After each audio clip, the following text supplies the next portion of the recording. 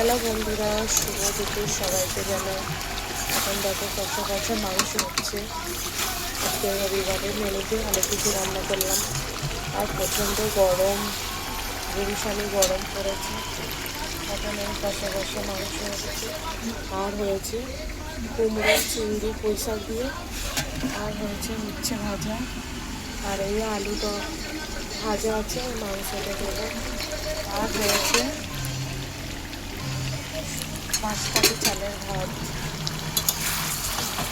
আজকে রবিবারে পুরো খাওয়া জমে যাবে। সবাই চলে এসে একটা ভালো রেসিপি বানিয়েছি।